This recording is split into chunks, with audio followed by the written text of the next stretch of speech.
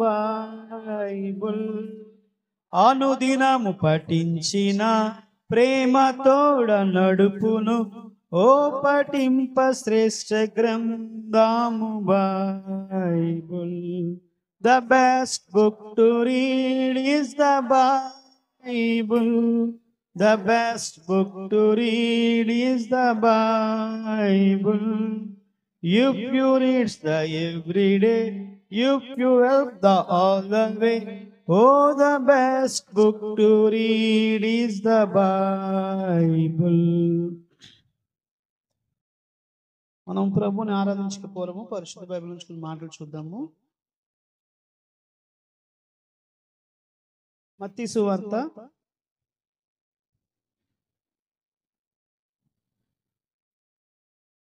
11వ అధ్యాయము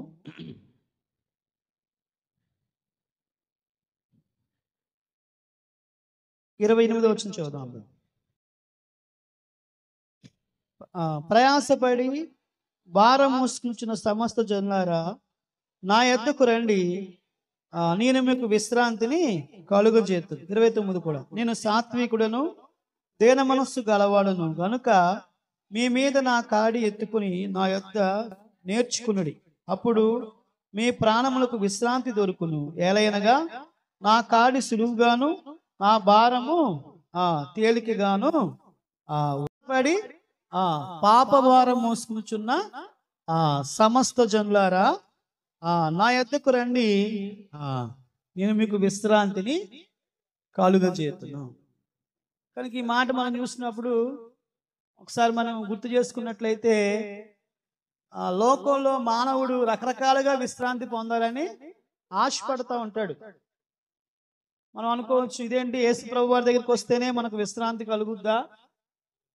లోకంలో మాకు మంచి మంచి ఇళ్ళు ఉన్నాయి, మంచి మంచి భవనాలు ఉన్నాయి, లేకపోతే మంచి నగరాలు ఉన్నాయి, ఇలా రకరకాలుగా మనకి మానవుడు తలస్తూ ఉంటాడు. కానీ ఇక్కడ యేసుక్రీస్తు ప్రభు వారు 2024 సంవత్సరాల నుంచి 2024 సంవత్సరాల క్రితమే మాట చెప్తా వచ్చారు. ప్రయాసపడి పాపభారం మోసుకుంటున్న సమస్త జనులారా చూసారు నా యొద్దకు.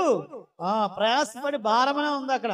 మనమైతే ఏం చదువుతున్నాం అంటే పాపభారం అంటున్నాం, అంటే తర్జుమా చేసుకోవాలి. ఎందుకంటే ప్రతి మానవుడు కూడా పాపం అనేటటువంటి భారాన్ని మోయటం బట్టి ఏం పడుతున్నాడంట? ప్రయాసపడుతున్నాడు. చాలా మంది చాలా భారాలు ఉంటాయి. లోక సంబంధంగా మనం ఆలోచిస్తే, ఒక తండ్రి ఉన్నారనుకోండి, తనకున్న బిడ్డల విషయంలో కొన్ని భారాలు ఉంటాయి. వాళ్ళు ఎదుగుతూ ఉన్నారు కనుక వాళ్ళకి వివాహాలు చేయాలి, వాళ్ళు మంచిగా చదివించాలి, వారిని ఒక ఉన్నతమైన స్థితిలో చూడాలని తండ్రి ఆలోచిస్తారు. తల్లికి ఉండేటువంటి భారాలు తండ్రికి ఉంటాయి. అదే పిల్లలకు కూడా కొన్ని భారాలు ఉంటాయి. ఉదయాన్నే లేచి స్కూల్కి వెళ్ళాలి, బరువైన బ్యాగ్. ఇప్పుడు మా చిన్నప్పుడు అయితే తక్కువ పుస్తకాలు ఉండేవి. ఇప్పుడైతే ఎల్కేజీ స్టూడెంట్కి కూడా ఇంచుమించు దగ్గర డిగ్రీ వాళ్ళు కూడా అన్ని బుక్స్ ఉండవు అనమాట. అన్ని పుస్తకాలు ఉన్నాయి, అన్ని మోసుకుని వాళ్ళు వెళ్లాల్సిన పరిస్థితి. అంటే ప్రతి ఒక్కరికి కూడా ఏదో ఒక భారం ఉందని లోక సంబంధంగా ఆలోచిస్తే ఉద్యోగ బాధ్యతలు బట్టి కొన్ని భారాలు ఉంటాయి. కుటుంబాన్ని నడిపించుకునే వ్యక్తికి, అంటే కుటుంబ యజమానిగా ఉన్నటువంటి వ్యక్తికి కొన్ని భారాలు ఉంటాయి.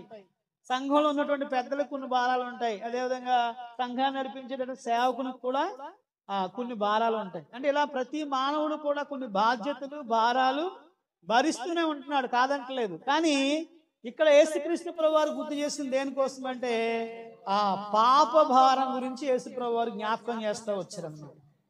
ప్రయాసపడి పాప భారం మోసుకునుచున్న సమస్త జనులారా నా యొద్దకు రండి అంటున్నాడు.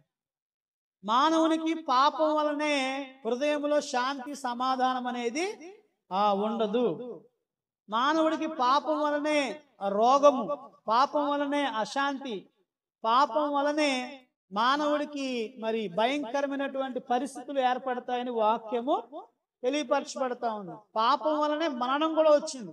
ఆలోచించినట్లయితే ఆదాము అవ్వలను దేవుడు మరణం కోసం ఏర్పాటు చేయలేదు. తన స్వరూపములో తన పోలిక చొప్పున మానవుని దేవుడు సృజించాడని వాక్యం సెలవిస్తా ఉంది. తన మరణం గురించి అసలు దేవుడు అసలు ప్రస్తావించలేదు. నీవు నిరభ్యంతరంగా ఇక్కడ మరి ఉండమని చెప్పి అన్ని చెట్టు ఫలాలు తినమని చెప్పాడు. అయితే ఈ మంచి చెడ్డలు తెలివిచ్చే చెట్టు ఫలాన్ని మాత్రము తినకూడదు దేవుడని ఒక ఆజ్ఞను ఆజ్ఞాపించి అది ఏదేని తోటలో ఆదాము అవలను దేవుడు ఉంచడం జరుగుతా వచ్చి. అయితే మానవుడు చేసినటువంటి పాపమును బట్టి మానవుడు ఏం తెచ్చుకున్నాడు? మరణం తెచ్చుకున్నాడు. మరణమే కాదు, ఈ లోకంలో ప్రయాసపడి కష్టపడడం కూడా మానవుడు పాపం వల్లే వచ్చింది. చూస్తున్నాం చూడండి, ఆది కాండంలో ఉంటుంది 2 శాపాలు దేవుడు ఆదాముకి అవ్వలకు 2 ఇచ్చినట్టు చూస్తాం చూడండి. 3వ అధ్యాయము 17వ వచనం చదవండి. ఆయన ఆదాముతో నీవు నీ భార్య మాట విని నేను తినవద్దని నేను నీకు ఆజ్ఞాపించిన వృక్ష ఫలములు తింటివి గనుక నీ నిమిత్తము నేల శపించబడి ఉన్నది, ప్రయాసముతోనే నీ బ్రతుకు దినములన్నయు తర్వాత అది ముండ్ల తుప్పులను గచ్చ పొదలను నీకు మొలిపించును, పొలములోని పంట తిందువు, నీవు నేలకు తిరిగి చేరు వరకు నీ ముఖము చెమట కాచి ఆహారము తిందువు, ఏలయనగా నేల నుండి నువ్వు తీయబడితివి, నీవు మన్నే గనక తిరిగి మన్నై. హవ్వ కూడా ఒక స్త్రీతో నీ ప్రయాసమును నీ గర్భవేదనను నేను మిక్కిలి హెచ్చించదను, వేదనతో పిల్లలు కందువు, నీ భర్త ఎడల నీకు వాంఛ కలుగును. దేవుడు పెట్టినటువంటి శాపం అనుకోవాలో లేకపోతే దేవుడు నియమించి నియామకం అనుకోవాలో కానీ ఈ 2 మాత్రము తప్పకుండా నెరవేరుతా ఉన్నాయి. ఏదైనా అవనివ్వండి, ఏ మతంలో ఉన్న ఏ పరిస్థితిలో ఉన్నటువంటి మనిషికైనా సరే స్త్రీ గర్భం దాల్చి ప్రసవ వేదనతోటి పిల్లలకి అంటనే ఉంది. కొంతమంది బైబిల్ మాది కాదండి, బైబిల్లో ఉన్నాయి, మాకు సంబంధం లేనట్టుగా మాట్లాడతారు. కానీ సృష్టి ధర్మం అనేది ఎక్కడి నుంచి ప్రారంభించబడింది అంటే బైబిల్ గ్రంథంలోనే మనం ఆది కాండంలో చూస్తున్నాం. దేవుడు పెట్టినటువంటి 2 కూడా మరి మానవుని యొక్క జీవితాల్లో కుటుంబ పరంగా జీవించేవారు ప్రతి ఒక్కరిలో కూడా ఇవి జరుగుతూ ఉన్నాయన్నమాట. ఆదాము మొదలుకొని ఇప్పటి వరకు ఉన్న ప్రతి ఒక్కరిలో కూడా ఇవి జరుగుతూ ఉన్నాయి. అంతేకాదు మరి బ్రతికేటటువంటి మానవుడు కూడా తప్పనిసరిగా ఏదో ఒక రోజున ఈ లోకాన్ని విడిచిపెట్టవలసిన వాడే. మన్నైనది మరలా వెనుకటి వలె మన్నైపోవును, ఆత్మ దేవుడు దయచేస్తాడు కనుక ఆయన దగ్గరికి వెళ్ళిపోద్దని వాక్యం సెలవిస్తుంది. ఈ విషయంలో మాత్రం ఎవ్వరు కూడా కాదనడానికి సరిపోదు. ఎవరైనా అనగలుగుతారో చెప్పండి? ఎవరైనా చెప్తారా? నేను ధనవంతుని కదా, ప్రభువా నా మరణాన్ని ఒక 2 రోజులు ఆప్ చేయి అని ఆపగలిగినటువంటి శక్తి ఏ వ్యక్తికి కూడా లేదు. ఇది మాత్రం సత్యం. మనం గమనించినట్లయితే మనం చూస్తున్నాం దేవుని యొక్క వాక్యంలో అక్కడ రాయబడిన మాట మనం జ్ఞాపకం చేసుకున్నప్పుడు ఈ 2 శాపాలు కూడా మానవుని జీవితంలో దేవుడు ఇవ్వడం జరుగుతూ వచ్చింది. కనుక ఒకసారి మనం జ్ఞాపకం చేసుకుందాము. దేవుని యొక్క వాక్యాన్ని మనము జ్ఞాపకం చేసుకున్నట్లయితే ప్రయాసపడి పాపభారం మోసుకునుచున్న సమస్త జనులారా నా యొద్దకు రండి. విశ్రాంతి అంటే మనం చాలాసార్లు అనుకుంటున్నాం. ఇందా చెప్పాను మీకు, మనకు మంచి ఇల్లు ఉండొచ్చు, మంచి బాగా కట్టుకుని ఉండొచ్చు, లేదా అందులో మంచి ఏసీ అని ఫ్రిడ్జ్ అని టీవీ అని అన్ని రకాల సౌకర్యాలు మనం పెట్టుకుని ఉండొచ్చు. అయినా సరే మన ఇల్లు కొన్నిసార్లు మనకు ఏమవ్వదు చెప్పండి? ఏమవ్వదు, శాంతిని ఇవ్వదు, సంతోషాన్ని ఇవ్వదు, సమాధానం ఇవ్వదు. ఎందుకు ఇంత కష్టపడ్డాను, నాకు వీటి వల్ల ఎందుకు ఆనందం రావడం లేదు అనేటటువంటి ఆలోచనలు కూడా కొన్నిసార్లు మనం కలిగినటువంటి వారిగా ఉండొచ్చు. ఎందుకు అంటే వాక్యం సెలవిస్తా ఉంది, మనిషి పాపం వలన వచ్చు జీతం మరణం అని రాయబడి, ప్రయాసపడి పాపభారం మోసుకుంటున్న సమస్త జనులారా నా యొద్దకు రండి, నేను మీకు విశ్రాంతిని ఆ కాబట్టి ఒకసారి ఆలోచిద్దాము. పాపం అనేది మనిషికి ఏం లేకుండా చేస్తుంది చెప్పండి? శాంతి లేకుండా చేస్తుంది. దేవుని దగ్గరికి ఆదాము అవ్వలు చాలా ముఖాముఖిగా దేవునితో మాట్లాడుతూ వచ్చేవారు. చల్లపూట వారి దగ్గరికి వచ్చి మరి దేవుడు దర్శించినట్లుగా వారితో మాట్లాడినట్లుగా వాక్యంలో మనం చూస్తాము. కానీ ఇక్కడ మనం చూసినప్పుడు వీళ్ళు ఎప్పుడైతే తినకూడని చెట్టు ఫలాన్ని వారు తినొద్దని దేవుడు ఆజ్ఞాపించారో వారితోటి ఆ చెట్టు ఫలాన్ని వాళ్ళు తిన్నారో ఆనాటి నుంచి దేవునితోటి వాళ్ళకి సహవాసం అనేది కోల్పోయారు. ఆదాము ఆదాము నువ్వు ఎక్కడున్నావు అంటే నీ స్వరము విని నేను చెట్టు చాటున దాగుకున్నాను అంటాడు. అంటే దేవునితోటి కలిగినటువంటి సంబంధాన్ని ఆదాము అవ్వలు ఏం చేస్తున్నారు చెప్పండి? పోగొట్టుకున్నారు. కనుక ఈ రోజున మనం దేవుణ్ణి ఆరాధించడానికి సిద్ధపడతా ఉన్నాము. ఇందాక పాట కూడా పాడాము, సంతోషము నీకు కావాలని పాడుతూ వచ్చింది. దేవుడు ఈ రోజున రక్షించబడినటువంటి వారికి చెప్పనాశక్యము మహిమాయుక్తమైన సంతోషాన్ని ప్రభువు దయచేశారు. కష్టాలు లేవని కాదు, ఇక్కడ పాడేవాళ్ళం, నుంచున్న వాళ్ళం, లేకపోతే చెప్పేవాళ్ళం, అయితే ఇక్కడ వినేవాళ్ళకి కష్టాలు, ఇబ్బందులు, వ్యాధులు, బలహీనతలు లేవని కాదు. కానీ యేసు ప్రభు వారు ఇచ్చినటువంటి సంతోషం చెప్పనాశక్యమైంది, అది మహిమ యుక్తమైందని.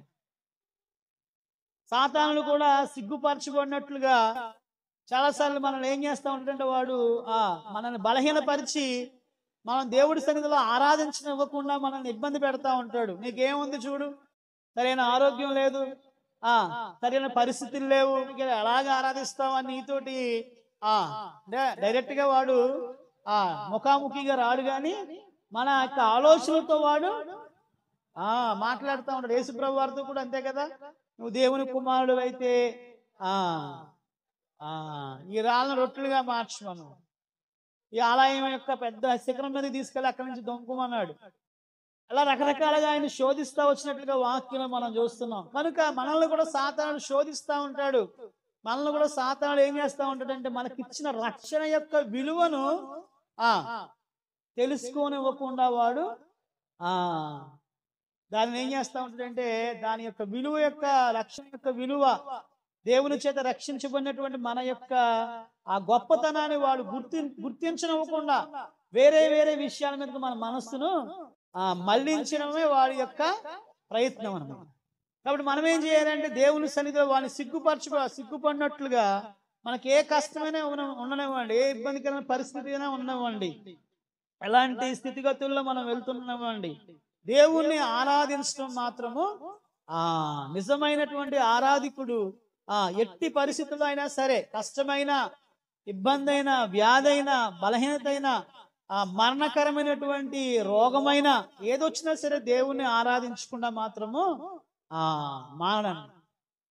అదే నాకు రాయబడిన చెప్పనా సత్యము మహిమాయుక్తమైన సంతోషం.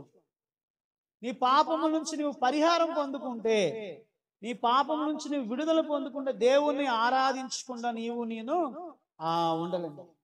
మనం చూస్తున్నాము ఆదాము అవ్వలు దేవుని యొక్క సాన్నిహిత్యాన్ని వాళ్ళు పోగొట్టుకున్నారు. దేవుడి దగ్గర నుంచి వాళ్ళు ఏమేమయ్యారు?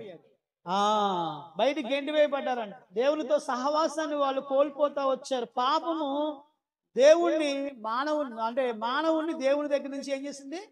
దూరం చేసేసింది అనమాట. కానీ ఒకప్పుడు మనం కూడా అదే పాపంలో జీవించినటువంటి వాళ్ళము, పాప సంబంధమైన క్రియలు మనం జరిగించినటువంటి వాళ్ళము, పాపాన్ని మనము మరి జరిగించి అదే మరి శాశ్వతమని ఆలోచన కలిగి ముందు కొనసాగినటువంటి మన యొక్క హృదయాలను దేవుడు మార్చాడు. కాబట్టి మనం దేవుని సన్నిధిలోకి వచ్చి కూర్చున్నాం. సంఘములో మనం ఆరాధించడానికి గల ప్రధానమైనటువంటి కారణం ఏంటి అంటే దేవుడు కొత్త సంవత్సరాన్ని ప్రవేశపెట్టాడు, సంతోషమే. నేను సజీవ లెక్కల్లో ఉంచారు, సంతోషమే. దాని గురించి నేను అది కాదంటలేదు. అన్నిటికంటే ముఖ్యమైనది మనల్ని దేవుడు పాపము నుంచి దేవుడు మనల్ని విడుదల చేశాడు. పాపం అనేటటువంటి భయంకరమైనటువంటి ఆ దొంగ ఊబిలోంచి దేవుడు మనల్ని బయటికి తీసుకొచ్చాడు. దొంగ ఊబి అంటే ఏంటి? ఎందుకంటే రాయబడింది ఆ మాట అంటే, ఊబి ఎలా ఉంటుందో చెప్పండి? జిగటగల దొంగ ఊపి అంట. మరలా పాపం అనేది ఎలా ఉంటది అంటే, మనిషి ఎంతగా ప్రయత్నం చేసి బయటపడగలుగుతాను అని అనుకుంటాడో దానికి రెండింతలు ఇంకా లోపలికి వెళ్ళిపోతాడండి. చూడండి, ఒక ఊపిలో పట్టడం అనుకోండి, నేను చూడలేదు కానీ ఎప్పుడు కానీ చెప్పుకోవడం, వ్యక్తి ఏం చేస్తున్నాడు, పైకి తాను బయటపడాలని ప్రయత్నం చేస్తా ఉన్నప్పుడు అది దాన్ని మరలా అతన్ని లోపలికి లాక్కుంటాడు. అంటే పాపాన్ని మనం ఎంత ఎక్కువగా విడిచిపెడదాం అనుకుంటామో అంతగా అది ఎక్కువైపోద్ది అనమాట. January 1 వచ్చింది అనుకోండి, చాలా మంది తీర్మానాలు చేసుకుంటే, బయట లోకంలో వాళ్ళ గురించి చెప్తున్నాను, ఈ రోజు నుంచి నేను సిగరెట్ కాల్చను, ఈ రోజు నుంచి నేను ఇంకా మందు తాగను, లేదా ఇంకా వేరే వాళ్ళకి ఏ చెడు గుణం ఉందో ఆ గుణాన్ని మేము విడిచిపెట్టేస్తాము అని వాళ్ళు తీర్మానం చేసుకుంటారు. అనుకోకుండా అదే నెలలో అదే సంవత్సరాలకి ఎక్కువైపోతుంది అనమాట మోతాదు. ఒక సిగరెట్ ప్యాకెట్ కాల్చే వాళ్ళు 4 కాల్ చేస్తారు. లేదా ఇలా రకరకాలుగా, అంటే వాళ్ళంతటా వాళ్ళు మారాలనుకుంటున్నారు, వాళ్ళంతటా వారుగా ఆ పాపం నుంచి బయటపడాలనుకుంటున్నారు కనుక మరలా అదే ఊబిలో వాళ్ళు పడిపోతా ఉన్నారు.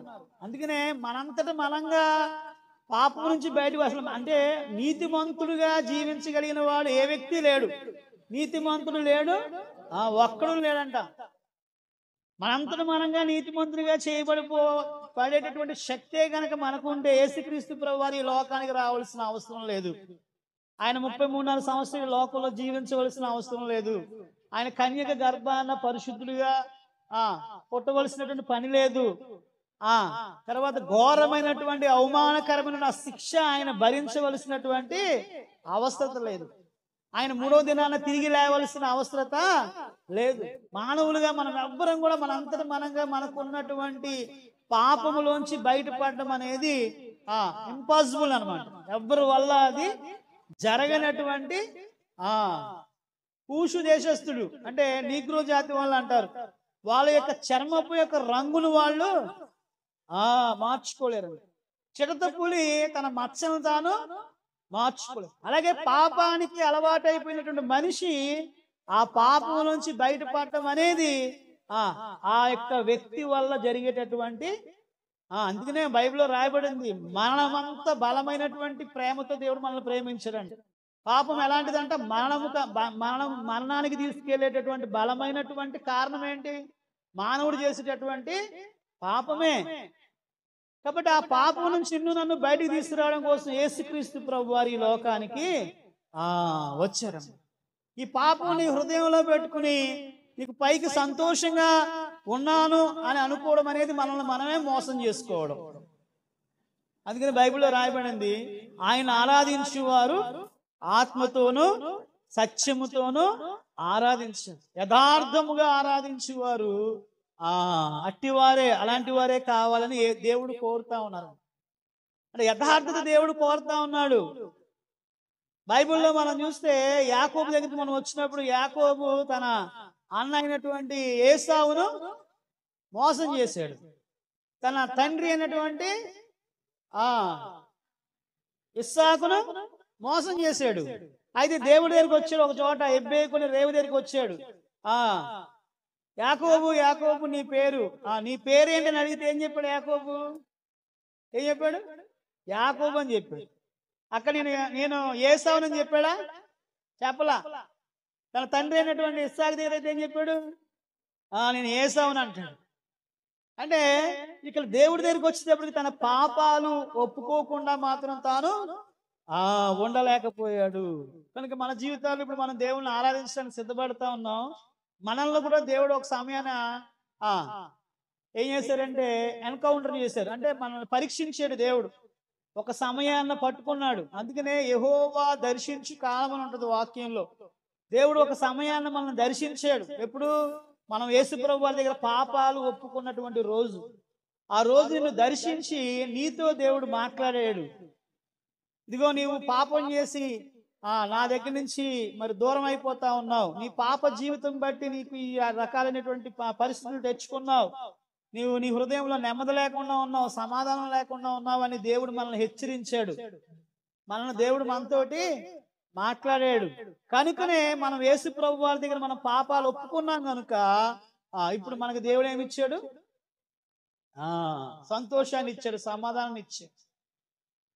ఏ వ్యక్తి దేవుని సన్నిధిలో నిలకడగా ఉండగలుగుతాడు అంటే, ఏ వ్యక్తి దేవుని సన్నిధిలో కష్టం వచ్చినా, ఇబ్బంది వచ్చినా, అయితే నిందలు వచ్చినా, అవమానాలు వచ్చినా, అప్పులున్నా, బాధలున్నా, అనారోగ్యాలున్నా దేవుని విడిచిపెట్టకుండా ఉంటాడు అంటే, ఎవరైతే యథార్థంగా దేవుని దగ్గర తన పాపాలు ఒప్పుకున్నాడో ఆ వ్యక్తి మాత్రమే ఎట్టి పరిస్థితులైనా దేవుని విడిచిపెట్టకుండా ఉండగలుగుతాడు.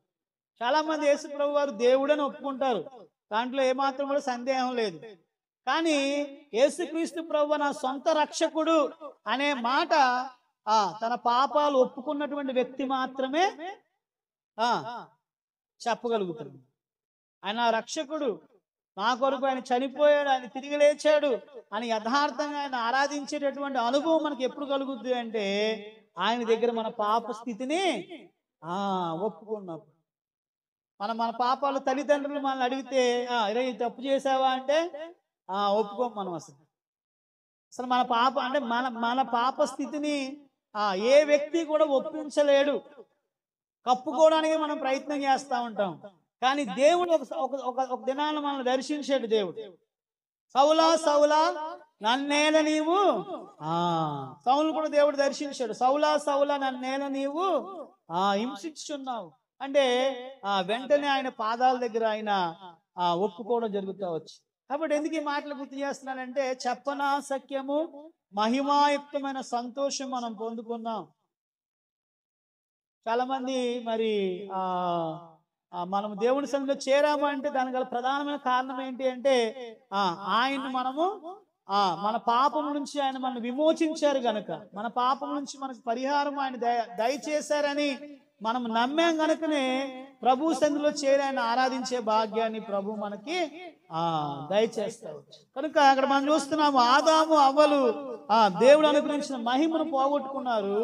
కడపటి ఆదాముగా వచ్చినటువంటి యేసుక్రీస్తు ప్రభు వారి ద్వారా మనకి నెమ్మది, సమాధానం, పాపం నుంచి విడుదల, సంతోషాన్ని ప్రభు మనకి దయచేస్తారు. కాబట్టి ఒకసారి జ్ఞాపకం చేసుకుందాం, మన యొక్క రక్షణ దినాన్ని మనం జ్ఞాపకం చేసుకుని ఆయన ఆరాధించే వారిగా మనం ఉండాలి. 103వ కీర్తన దావీదు, నా ప్రాణమా యెహోవా చేసిన ఉపకారములలో దేనిని ఏది ఈ లోక సంబంధంగా ఎన్నైనా చేయొచ్చు, మనకి లోక సంబంధంగా ఎన్ని క్రియలైనా చేయొచ్చు, నేను అవన్నీ అంటలా. రక్షణ విషయంలో చేసిన కార్యమే నీకు ప్రాముఖ్యమైంది అనమాట. బైబిల్లో మనం చూస్తే బాగా మనం అర్థం చేసుకుంటే, ఎంతమంది బయలుదేరి వెళ్ళారు చెప్పండి? ఎక్కడి నుంచి? ఐగుప్తు నుంచి కనాను దేశానికి ఎంతమంది బయలుదేరారు? 6 లక్షల కాల్బలం అంట. అంటే 6 లక్షల మంది బయలుదేరి వెళ్ళారు. 6 లక్షల మందికి దేవుడు ఏమి ఇచ్చాడు? మన్నాని ఇచ్చాడు. 6 లక్షల మందికి దేవుడు ఏమి ఇచ్చాడు? నీళ్లు దయచేశాడు. 6 లక్షల మందికి కూడా మాంసాన్ని ఇచ్చాడు. 6 లక్షల మందికి కూడా కాపుదల దేవుడు దయచేస్తా వచ్చాడు. 6 లక్షల మందిని ఎర్ర సముద్రాన్ని అద్భుతం చేసి 10 అద్భుతాలు చేసి ఐగుప్తు దేశం నుంచి దేవుడు బయటికి తీసుకొచ్చాడు. మరి ఎంతమంది వెళ్ళారు? ఇద్దరే, యెహోషువ, కాలేబులు మాత్రమే వెళ్ళారు. మరి ఇవన్నీ వాళ్ళందరూ దేవుని స్తుతించారు కదా, దేవుని ఆరాధన, దేవుడు చేసిన కార్యాలు, దేవుడు అందరిని కూడా సమాన దృష్టితోనే చూశాడు, సమానంగానే ప్రేమించాడు. దేవుడు సమానంగానే వారికి ఆకాశం నుంచి మన్నాను కురిపించాడు. అన్ని రకాల సదుపాయాలు, వారి బట్టలు పాతకెళ్ళలేదంట, వారి చెప్పులు అరిగిపోలేదంట. పగలు మేఘస్తంభంగా, రాత్రి అగ్నిస్తంభంగా ఉండి వారికి దేవుడు కాపుదల కాసి వారిని ముందుకు నడిపించారు. వాళ్ళు అనుకుని ఉండొచ్చు, మేము దేవుని ద్వారా అనేక మేలు పొందుకుంటున్నాం కదా, దేవుని ద్వారా మేము ఆశీర్వదించబడినటువంటి వాళ్ళం కదా, మేము దేవుని బిడ్డలం కాబట్టి దేవుడు మాకు ఆకాశం నుంచి మన్నాను కురిపిస్తున్నాడు, దేవుని బిడ్డలం కాబట్టి దేవుడు మాకు శత్రు సైన్యం నుంచి మాకు విజయాన్ని ఇస్తున్నాడు అని అనుకుని ఉండొచ్చు. కానీ వాళ్ళు ఏమరపాటుగా ఉన్నారు.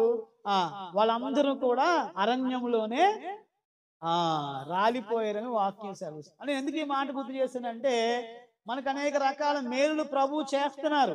చేయకపోతే ఈ రోజున మనం సజీవ లెక్కల్లో ఉండలేము. అయితే దానితో సరిపెట్టుకుని ఉండిపోవడం కాదు మన ఉద్దేశం. మనం బాగా జ్ఞాపకం చేసుకోవాల్సిన విషయం ఏంటి అంటే, పరలోక రాజ్యానికి వారసత్వం పొందావా లేదా అనేది మనం జ్ఞాపకం చేసుకోవాలి. బైబిల్లో ఒక యవనస్తుడు యేసు ప్రభువు దగ్గరికి వచ్చాడు. సద్బోధకుడా, నేను నిత్య జీవం పొందాలంటే నేనేం చేయాలని అడుగుతా వచ్చి. అయితే మోషే ధర్మశాస్త్ర ప్రకారంగా నీవు ఆ పనులన్నీ కూడా చేయమన్నాడు. నీ తోటి వారిని ప్రేమించమన్నాడు, వారితో దయతో ఉండమన్నాడు. దేవుడికి ఇవ్వాల్సిన బాగా అన్ని నేను చేస్తున్నా చిన్నప్పటి నుంచి. అయితే అక్కడ అంటాడు మాట దేవుడు, నీకు ఒకటి కొదువుగా ఉన్నదంట. ఏంటి ఆ కొదువు అంటే, నీవు వెళ్ళి నీకున్నీ కూడా అమ్మేసి బేదలకు ఇచ్చే అన్నాడు. అంటే ఆయన అంటాడు, ఆయన మొహము చిన్నబుచ్చుకుని దుఃఖపడుచు దేవుని సన్నిధిలోంచి ఆయన వెళ్ళిపోయాడు. నీకు ఒకటి కొదువుగా ఉన్నదన్నాడు దేవుడు. ఏంటి ఆ కొదువు అంటే, రక్షణ అనేది చాలా కొదువు అనమాట. అన్ని రకాలుగా అతను దీవించుకున్నటువంటి వాడు, ఆశీర్వించుకున్నటువంటి వాడే. దేవుడు అన్ని రకాలుగా ఆయన ఆశీర్వదిస్తా వచ్చాడు. కానీ ఆయన జీవితంలో ఏం లేదంటే, ఏం లేదు, రక్షణ లేదు. మనం ఈ దేశం దాటి వెళ్ళాలనుకోండి, ఏం కావాలి మనకి? పాస్పోర్ట్ కావాలి, వీసా కావాలి. లేకపోతే వెళ్తామని చెప్పండి, ఎవరైనా తీసుకెళ్తారా? నేను పాస్టర్ గాను కదండి, కొంచెం నన్ను ఫ్లైట్ ఎక్కించుకోండి అంటే, నువ్వు పాస్టర్ అయినా మాస్టర్ అయినా ఎవరైనా మాకు అనవసరం, నీకు వీసా ఉందా, పాస్పోర్ట్ ఉందని అడుగుతారు. అంటే దాని అర్థం ఏంటి అంటే, అదే విధంగా మనం కూడా పరలోకం వెళ్ళాలి అంటే, నేను అంటాను, చాలాసార్లు చెప్తాను, మనము లాజరు ధనవంతుడి గురించి మనకు తెలుసు కదా. ధనవంతుడు తన ఇష్టానుసారంగా తను ఏం చేశాడంట, జీవించినంతకాలం సుఖాన్ని అనుభవించాడంట. చివరిలో ఎక్కడికి వెళ్ళిపోయాడు? పాతాళంలో యాతన పడుచున్నాడని రాయబడుతూ వచ్చి. లాజరు అయితే కష్టపడుతూ వచ్చాడు. మరి కురుపులు తన శరీరం అంతా వచ్చేసినాయి, కుక్కలు వచ్చి తన కురుపులు నాకుతా వచ్చినాయి. అయినా సరే యథార్థత విడిచిపెట్టకుండా దేవుని దగ్గర నమ్మకంగా ఉన్నాడు. అయితే ఒక దిన ఆయన కూడా చనిపోయాడు. అతనైతే అబ్రహాము రొమ్మున ఆనుకుని ఏం పొందుతున్నాడు అన్నది, నెమ్మది పొందుతున్నాడని రాయబడి. అంటే ఇక్కడ మనం బాగా గుర్తుపెట్టుకోవాల్సిన విషయం ఏంటి అంటే, అలాగని లాజర్లాగా నువ్వు ఇబ్బందులు పడాలి, అప్పులతో ఉండాలి, వ్యాధులతో ఉండాలి, బలహీనతో ఉండాలని కాదు. ఇప్పుడు సండే స్కూల్ పిల్లల వాళ్ళని అడిగారంటే ఎలాగని, ఏమన్నాడంటే ఈ కథ చెప్పి, నువ్వు లాజర్లాగా ఉండాలనుకుంటున్నావా, ధనవంతుల్లాగా ఉండాలనుకుంటున్నావా అని ప్రశ్న వేశారంట. ఏమన్నాడు? సండే స్కూల్ పిల్లలు ఏం చెప్తారు? తెలిసిన వాళ్ళు చెప్పండి. ఏమంటారు చెప్పండి. ఎవరైనా లాజర్లాగా నేను చనిపోయాక దేవుడి దగ్గర నెమ్మది పొందాలని, లోకంలో ఎలా ఉన్నా పర్వాలేదంట. ఒక తెలివైన సండే స్కూల్ పిల్లడు ఉన్నాడంట. వాళ్ళు లేచాడంట, బ్రతికినంత కాలం ధనవంతుల్లాగా ఉండాలండి, చనిపోయాక లాజర్లాగా ఉండాలన్నాడు. అది ఎలా సాధ్యం అవుద్ది అని అవుతుందా అంటే అవుతుంది. ఎలాగంటే, అంటే ధనవంతుల్లాగా ఉండడం మంచిదే, కాదంటలేదు, ధనం ఉండడం మంచిదే. అంటే ఇక్కడ మనం బాగా గుర్తుపెట్టుకోవాలి, ఆ కథ దేవుడు ఎందుకు చెప్పాడంటే, నీకు ఇచ్చిన ధనాన్ని, నీకు ఇచ్చినటువంటి బలాన్ని, లేదా నీకు ఇచ్చినటువంటి ఘనతను నువ్వు దేవుని కొరకు వాడుకో. దేవుడు నీకు ఇచ్చిన దాన్ని నువ్వు ఉపయోగించుకో, తప్పలేదు. అలాగని ఇచ్చిన దేవుడు నువ్వు మర్చిపోకూడదు. ధనవంతుడు ఎక్కడైనా ఎప్పుడైనా దేవుని ద్వారా నాకు ఇది కలిగింది అనే మాట మనం ఎక్కడ కూడా అక్కడ చూడమన్నమాట. ఎక్కడ కూడా దేవుని మందిరానికి వెళ్ళి దేవుణ్ణి ఆరాధించినటువంటి స్వభావం ఆయన కలిగినటువంటి వాడిగా లేడు. లోక సంబంధంగా తను అనుభవిస్తూ వచ్చాడు. అంటే దేవుడు అంటే అలాగని యేసు ప్రభువుని నమ్ముకున్న వాళ్ళు ధనవంతులు లేరా అంటే, బైబిల్లో అబ్రహాం ఉన్నాడు, దావీదు ఉన్నాడు, సొలొమోను ఉన్నాడు, మరి యోబు ఉన్నాడు. యోబు కూడా ఊజు దేశం అంతటిలో కూడా ధనవంతుడు. అని ఎందుకు ఈ మాట చెప్తున్నానంటే, నేను మనకు దేవుడు ఇచ్చిన దాంతో మనం ఏం కొనుక్కోవడానికి ప్రయత్నం చేయాలంటే, ఈ లోకంలో మనం జీవించాలి, మంచిదే. దేవుడిని ఏ స్థితిలో ఉంటే, ఏ స్థితిలో ఉంచితే ఆ స్థితిలో సంతృప్తి కలిగి జీవించడం అనేది మనం నేర్చుకుంటున్నాం బైబిల్ ద్వారా, మంచిదే. అయితే ఈ జీవితాన్ని బట్టి రాబోయేటటువంటి పరలోకాన్ని పోగొట్టేసుకోకూడదు. ఈ జీవితాన్ని జీవిస్తూ, ఈ జీవితంలో మనం సంతృప్తికరంగా ముందుకు కొనసాగుతూ యేసు ప్రభు వారి యొక్క రాజ్యములో యుగయుగాలు ఉండడానికి మనము ప్రయత్నం చేసేవారిగా ఉండాలి. లేకపోతే అలాంటి హక్కుదారత్వం అంటే, ఆ యొక్క మరి తనని ఎందరు అంగీకరించారో వారందరికీ కూడా దేవుని కుమారుడుకు ఆయన అధికారం ఇచ్చాడండి. ఆ అధికారాన్ని నువ్వు పొందుకున్నావా ఇంకా లేదా? ఒకవేళ పొందుకోకపోతే యేసు ప్రభువా నేను పాపిని, నన్ను క్షమించు, నీ రక్తంలో నా పాపాలన్నీ కూడా కడుగు ప్రభు అంటే ఈ రోజే నిన్ను తన బిడ్డగా చేసుకుంది. కానీ మేమందరం కూడా ఒకప్పుడు నేను కూడా మరి ఆ లోకంలో రకరకాల అలవాట్లకు లోనైపోయి పాపం అనే బానిసత్వంలో పడిపోయి ఉన్నప్పుడు దేవుని వాక్యం నాతోటి మాట్లాడింది. మరి వ్యతిరేకంగా దేవునికి వ్యతిరేకంగా జీవిస్తున్నప్పుడు, దురలవాట్ల చేత నింపబడిపోయి జీవిస్తున్నప్పుడు దేవుని వాక్యం నాతో మాట్లాడి నా పాపాలు ఒప్పుకోవడం ద్వారా నాకు సంతోషము సమాధానం ప్రభు నాకు దయచేసి. దేవుడే దర్శించకపోతే మనం ఎవరం కూడా దేవుని మందిరంలో ఉండేవాళ్ళము. నేనన్నా నా బాధ అంతా ఏంటి అంటే, నేను బాధపడే విషయం ఏంటి అంటే, దేవుని మందిరంలో ఉంటూ దేవుని వాక్యాన్ని వింటూ దేవుని సన్నిధిని అనుభవిస్తూ దేవుడిచ్చే మేళ్ళన్నీ పొందుకుంటూ చివరికి పరలోక రాజ్యంలో లేవనుకోండి, అంతకంటే దౌర్భాగ్యమైన స్థితి ఇంకేమైనా ఉంటుందో చెప్పండి సార్, ఆలోచించండి. నా బాధ అదనమాట. అంటే ఈ చిన్నవారిలో ఏ వ్యక్తి కూడా నశించిపోవడము నాకు ఇష్టం లేదంటాడు దేవుడు. ఏది ప్రాముఖ్యమైన విషయం ఈరోజు మనం గమనించాలి. ఏది నీ యొక్క ఆత్మకు క్షేమాభివృద్ధి కలిగించేది, నీ ఆత్మను నెమ్మది గల ప్రదేశాన్ని ఉంచేది ఏది అంటే నీ ఆత్మ సంబంధమైనటువంటి రక్షణ. అది మనం పొందుకోకుండా ఇంక వేరే వేరే అంటే అంతా చెప్పాను కదా, 6 లక్షల కాలబలం కూడా ఆహారం తిన్నారు, 6 లక్షల కాలబలం కూడా మంచినీళ్ళు తాగారు, 6 లక్షల కాలబలం కూడా మరి వాళ్ళందరూ కూడా దేవుడు చేసే కార్యాలు చూశారు. కానీ 2 కుటుంబస్తులు మాత్రమే, వారి పిల్లలు వాళ్ళు మాత్రమే ఆ కనాను దేశంలో వాళ్ళు ప్రవేశించారు. మరి మిగిలిన వాళ్ళందరి పరిస్థితి ఏమైపోయిందో ఒకసారి ఆలోచించండి. అయితే ఈ రోజున మనం జ్ఞాపకం చేసుకుందాం.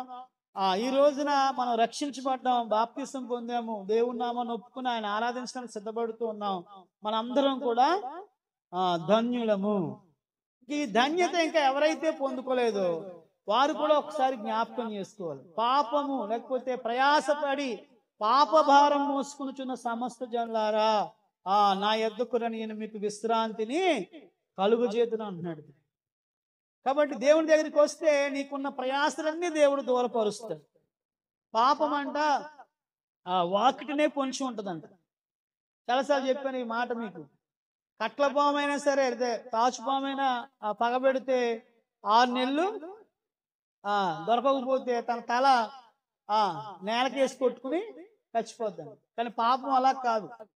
పాపం మనిషిని నాశనం చేయడానికి ప్రయత్నం చేస్తుంది అనమాట. భయంకరమైన స్థితిలోనికి తీసుకువెళ్ళిపోయిన తర్వాత అప్పుడు విడిచిపెట్టి ఆ వ్యక్తి దగ్గర నుంచి వెళ్ళిపోద్ది అనమాట. కాబట్టి పాపము మరి ప్రతి మానవుడి మీద ఏలుబడి చేస్తా ఉందన్నమాట. కాబట్టి ఆ పాపం నుంచి నువ్వు బయటపడాలని గుర్తు చేశాను. మనంతటి మనముగా ఆ పాపం నుంచి బయటపడలేము. అందుకనే యేసుక్రీస్తు ప్రభువు ఈ లోకానికి వచ్చారు. ఆయన యందు విశ్వాసం ఉంచితే నీ హృదయాన్ని వింతగా ఒక కొత్త విధానంలోనికి మారుస్తారు. ఈ రోజు మనం ఆరాధన చేస్తున్నాము అంటే దానికి గల ప్రధానమైన కారణం యేసు ప్రభువు వారు మా హృదయాలు మార్చారు. యేసు ప్రభువు వారిని ఆరాధించడానికి మనం సిద్ధపడుతూ ఉన్నాం కనుక ఒకసారి ఒక ఊరికి కొంతమంది గుంపుగా ఆదివారం నాడు కొంచెం వాళ్ళకి సమస్యలను బట్టి మొత్తం మీద పనికని వెళ్ళారంట. వాళ్ళు దేవుణ్ణి ఆరాధించేటటువంటి అనుభవం కలిగినటువంటి వాళ్ళు అన్నమాట. అయితే మరి అక్కడ ఒక సెంటర్లో నుంచి రిక్షా గురించి వాళ్ళు వెయిట్ చేస్తున్నారు అనమాట. అంటే మమ్మల్ని ఎక్కడైనా ఏదైనా మందిరం 4 చోట్ల వినబడుతున్నాయంట. మందిరాల నుంచి మామూలుగా ఇప్పుడు మనకి మైక్ నుంచి సౌండ్, ఇప్పుడైతే పైన గొట్టాలు కూడా ఉంటాయి, మనం పెట్టాం.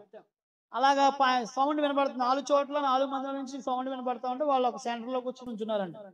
ఇలా ఒక రిక్షా వచ్చిందనమాట. వస్తే అడిగారంట వాళ్ళు, ఆయన అడిగారంట రిక్షా అతన్ని, ఏమండి మరి మేము ఇలా మందిరానికి నిలవ కూలిని అంటారు కదా, అలా చేసుకుంటారు వాళ్ళు, ఒక 4 ఎంతమంది ఉన్నారు, మమ్మల్ని మేము మందిరానికి వెళ్దాం అనుకుంటున్నామండి, మీకు బాగా తెలుసు కదా ఇక్కడ ఎప్పటి నుంచో ఉన్నారు కాబట్టి మేము ఏ మందిరానికి వెళ్తే బాగుంటుందని అడిగాడు. ఆయన ఆలోచించి చెప్పాడంట, ఇలాగా పలానా మందిరం ఉందండి, ఆ మందిరానికి వెళ్ళాలి అన్నాడు. వాళ్ళు ఇంత టక్కని ఎలా చెప్పేశారండి, మీరు బాగా చాలా చక్కగా చెప్పారు, ఎలా చెప్పారని అడిగితే ఆయన చెప్పాడంట, ఇవ్వండి వేరే మందిరాల నుంచి వచ్చి వాళ్ళ మొహాలు ఎప్పుడు చూసినా ఎలా ఉంటాయంటే ఏదో పోగొట్టుకున్నట్టు, జీవితంలో వీళ్ళకే బాధలు ఉన్నట్టుగా వస్తారండి, వెళ్ళినప్పుడు అలా ఉంటారు, వచ్చినప్పుడు అలా ఉంటారండి. ఇగో ఇప్పుడు నేను చెప్పే మందిరం నుంచి వచ్చే వాళ్ళు ఎప్పుడు చూసినా వాళ్ళ మొఖాలు నవ్వుతూ ఉంటాయి, సంతోషంగా ఉంటారు, సమాధానంతో వాళ్ళు వచ్చి దేవుని సన్నిధిలో ఆరాధన చేసి వాళ్ళు వెళ్తారండి. వాళ్ళ ముఖాలు ఆ దేవదూతల ముఖాల వలె ప్రకాశిస్తాయి. కనుక అందుకని అక్కడ మందిరానికి వెళ్తే మీరు దేవుణ్ణి ఆరాధించడానికి దేవుడు అక్కడ దేవుడిని వాళ్ళు ఆరాధిస్తున్నారు. ఆరాధన బట్టి వాళ్ళ జీవితాలు బాగుంటుందని నాకు అనిపించి మీకు చెప్పాను అన్న. అంటే అర్థం ఏంటి? దేవుని మందిరానికి వచ్చి కూడా చాలాసార్లు మనం ఎలా వెళ్ళిపోతూ ఉంటాం, ఏదో సంతోషమైన వాళ్ళగా, ఏదో అదో మనము ఇబ్బందులతో ఉన్న వాళ్ళగా. ఇంకా చెప్పాలంటే చాలా కష్టాలు, మనకంటే ఎక్కువ బాధ ఉన్న వాళ్ళు లోకంలో చాలా మంది ఉన్నారు. కోనార్క్ అంట, దానికి సిటీ స్కానింగ్ అని తీసుకెళ్ళాను నేను. తీసుకెళ్తే మా అన్నయ్య కంటే ముందు, మా అన్నయ్య గారి కంటే ముందు ఇంకొక ఆయన తీసుకెళ్ళారు. ఆ మనిషి అన్కాన్షియస్ అనమాట. మనిషి అసలు ఏమి కదలలేదు, మెదలలేదు, శ్వాస మాత్రం తీసుకుంటున్నాడు. విషయం ఏంటి అంటే లోపల తీసుకెళ్ళి అతను పాపం చాలా మంచి చాలా లావుగా ఉన్నాడు ఆయన. స్ట్రెచ్ మీద వేసి లోపల తీసుకెళ్లారు, స్కానింగ్ చేయించారు, తర్వాత బయటకు తీసుకొచ్చారు. నాకు సాధారణంగా నాకు అలవాటు అసలు ఏమైంది, మా అక్కడ ఒక ఆవిడ పాపం కూడా వచ్చిన ఆవిడ అక్కడ నుంచింది అనమాట. ఏమంటే ఏం జరిగింది అని అడిగాను. అడిగితే తేజ అపార్ట్మెంట్ లో ఒక ఫ్లాట్ ఉందంట ఆయనకి. ఆ తేజ అపార్ట్మెంట్ లో ఫ్లాట్ ఉంటే అక్కడ మన లిఫ్ట్ ఉంటది కదా, ఆ లిఫ్ట్ దగ్గర కుర్చీ వేసి కూర్చున్నాడంట. ఆ ఫ్లాట్ దగ్గర కుర్చీ వేసి కూర్చున్నాడంట. ఆ లిఫ్ట్ ఏదో కొంచెం పైకి కిందకి ఎక్కలేదు, కర్రతో ఏదో దీని మీద నుంచుని కర్రతో దాన్ని ఏదో సరి చేయబోతా ఉంటే కుర్చీ ఇరిగిపోయి కింద పడిపోయాడు. కింద పడిపోవడం ఇలా వెనక పడిపోయాడు. పడిపోవడంతో ఈ బ్రెయిన్ కి వెనకాల దెబ్బ తగిలేసి అప్పుడు దగ్గర ఇంచుమించు అప్పటికి ఒక 20 గంటలు ఎంత అయిందంట. అప్పటి నుంచి కూడా ఆయన మాట్లాడకుండా దేని కోమకి తెలియదు, మొత్తం మీద అక్కడ అపరమార్గం అంటే మాట్లాడే పరిస్థితుల్లో వ్యక్తి ఉన్నాడు. నాకు అనిపించింది దేవుడు మనల్ని ఎంతగా దేవుడు అంటే ఆ కుర్చీ మీద నుంచి పడిపోతేనే ఆ మనిషి కోమలోకి వెళ్ళిపోతున్నారు. ఎన్ని ప్రమాదాలు, ఎన్ని రకాల ఇబ్బందికరమైన పరిస్థితులు, వ్యాధి బాధలు, బలహీనతలు ఈ వారం అంతట్లో మనకి వచ్చి ఉండొచ్చు. అలాంటి సార్లు మనం ఇంకా రకరకాల పరిస్థితుల్లో మనం పడిపోయిన పరిస్థితులు ఉండొచ్చు. దేవుడు మనల్ని ఎంతగా కాపాడుతూ ఉన్నాడు. దేవుడిని జ్ఞాపకం చేసుకుని దేవుని స్తుతిస్తూ వచ్చాను, దేవుని నామాన్ని మహింపరుస్తూ వచ్చు. అంటే ఎందుకు ఈ మాటలు గుర్తు చేస్తున్నానంటే, ఒకసారి మనకంటే చాలా కష్టాలు ఇబ్బందులు ఉన్న వాళ్ళు చాలా మంది ఉన్నారు. కానీ మనమే చాలాసార్లు ఎలా ఉంటాం, కష్టాలన్నీ మాకే ఉన్నాయి. నా మట్టి నేను కూడా చాలాసార్లు ఆలోచిస్తూ ఉంటాను, నాకే ఉన్నాయి అనుకున్నట్టుగా మనము చాలా ఇబ్బంది పడిపోయే వారికి ఉంటాం. కానీ ప్రభు నామంలో జ్ఞాపకం చేసుకుని రక్షించబడినటువంటి మనము చాలా ధన్యులము. దేవుని యొక్క వాక్యం ద్వారా మనము ఆయన బిడ్డలుగా, ఆయన సొత్తుగా, స్వకీయ సాంపాద్యంగా మనము మార్చబడుతూ వచ్చాం. కనుక ఆయన నామాన్ని మనం ఘనపరిచేవారిగా ఉండాలి, స్తుతించేవారిగా ఉండాలి. ప్రాముఖ్యంగా మన పాపముల నుంచి మనకు పరిహారాన్ని ప్రభువు ఒకని ప్రాణ విమోచన క్రయధనము గొప్పదంట. అది తీరక అట్లుండవలసిందేనంట. ఒక వ్యక్తిని విమోచించడం అనేది సామాన్యమైన విషయం కాదు. ఒక వ్యక్తి విషయంలో పెనాల్టీ చెల్లించడం అనేది ఎవరి వల్ల అది సాధ్యం కాదు. కానీ యేసుక్రీస్తు ప్రభు వారు మన నిమిత్తంగా ఆయన క్రయధనాన్ని చెల్లించారు.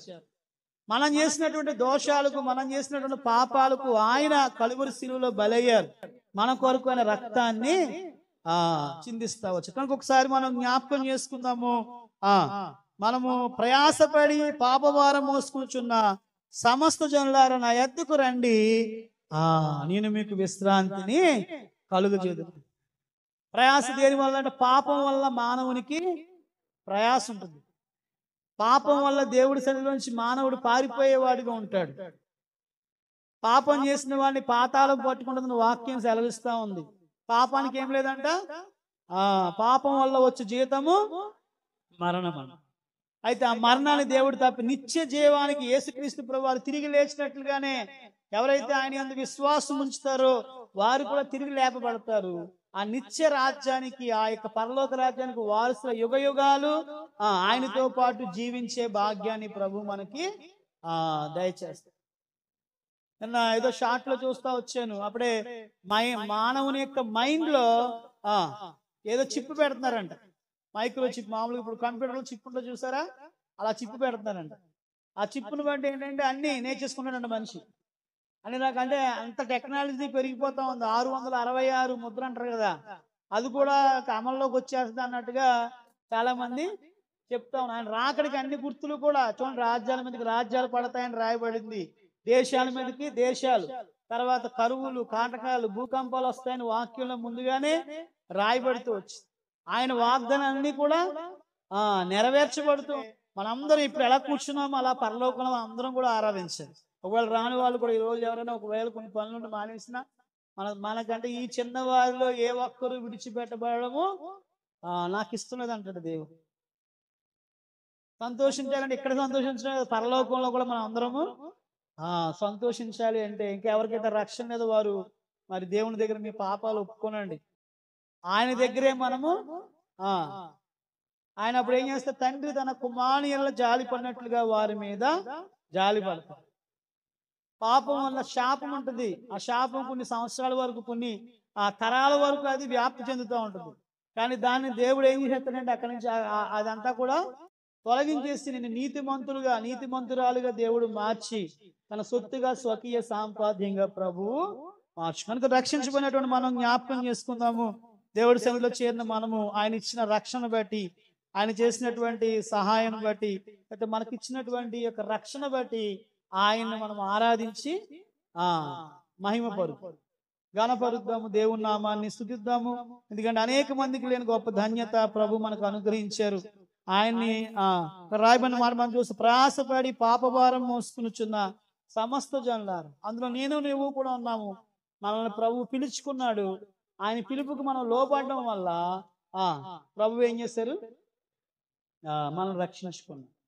ఆయన బిడ్డలుగా సొత్తుగా స్వకీయ సాంపాది చెప్పనా సఖ్యము మహిమాయుక్తమైన సంతోషాన్ని ప్రభు మనకి ఇప్పుడు మనం చెప్పాలనుకున్న వాక్యం వేరే, పెద్దబడింది వేరే, కానీ ప్రభు ఏమో ఈ వాక్యంలో అంటే తీసుకొచ్చారు. కాబట్టి ఇంకా ఎవరికైతే రక్షణ లేదో, ఎవరు ప్రభు దగ్గర ఇంకా పాపాలు ఒప్పుకోలేదు, దయతోటి వారు ప్రార్థన చేసుకునండి. దేవుని వాక్యం మనతో మాట్లాడుతున్నప్పుడు మనము దేవునికి మనము అప్పగించుకోవాలి. అప్పుడు దేవుడిని హృదయంలో సంతోషాన్ని ప్రభువు దయచేస్తారు. ఎవరైతే మారు మనసు లేదో వారు ఎవరికి ప్రభు దగ్గర ఒప్పుకోలేదు వారు ఒప్పుకోనండి. రక్షించబడినటువంటి మనము ప్రభు సన్నిధిలో ఆయన ఆరాధించి మహిమ